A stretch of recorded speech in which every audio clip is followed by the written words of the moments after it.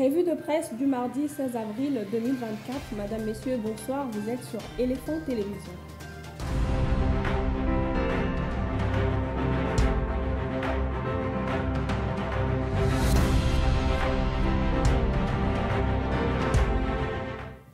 Réduction du train de vie des institutions. Cette actualité est reprise dans le journal, puis dans Trompette Info. La première ministre Judith Toulouka a reçu hier lundi la délégation du regroupement politique Alliance de forces démocratiques du Congo et Alliés, conduite par Modeste Bahati Lukwebo, dans le cadre de consultations qu'elle mène pour la formation de son gouvernement. Lors de cet échange, la première ministre a surtout insisté sur la réduction du train de vie des institutions, ce qui implique la réduction de la taille du gouvernement.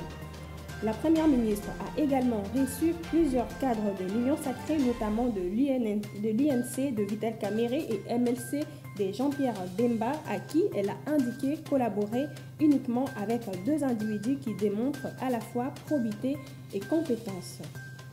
Nous sommes à la présidence avec ces titres. Félix Tshisekedi des retours après un voyage mystérieux. Trompette Info revient sur les déclarations de la porte-parole du chef de l'État qui avait suscité de l'inquiétude quant au déplacement brusque du président de la République. Prévenu à Kinshasa le samedi dernier, le chef de l'État congolais s'est montré au public hier lundi 15 avril. Forum des As, titre, Félix Tshisekedi réapparaît à la messe de commémoration de la mort de Monseigneur Gérard Moulumba.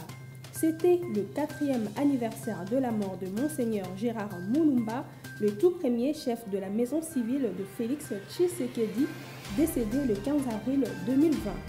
La présence de Fachi à Notre-Dame de Fatima pour cette messe de requiem met un terme aux stipulations des Quinois qui depuis plus d'une semaine ne cessaient de s'interroger sur le pays où se trouverait le premier citoyen congolais, jusque-là disparu de leur radar. Augustin Kabouya au cœur de la polémique dans la pré-campagne de l'élection du bureau de l'Assemblée provinciale de Kinshasa.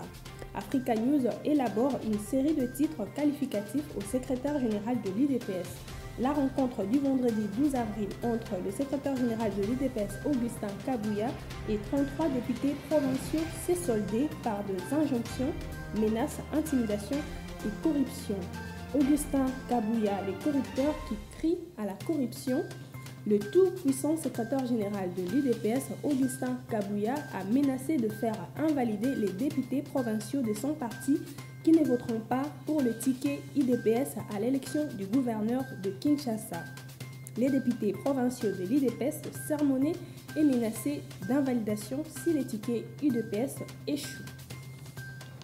Dans la tranche diplomatique, le chef de droits de l'homme de l'ONU en visite en RDC, titre le journal. Sur invitation du gouvernement congolais, le haut-commissaire de droits de l'homme à l'ONU est arrivé à Kinshasa ce lundi 15 avril 2024. À Kinshasa, Volker Turk prévoit de rencontrer le chef de l'État Félix Tshisekedi pour discuter principalement de l'agression rwandaise. Après Kinshasa, il se rendra dans l'est du pays où d'importants abus sur les droits de l'homme sont exercés par le M23 et alliés.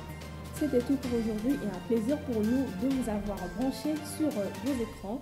On se retrouve prochainement pour un autre numéro de la revue de presse.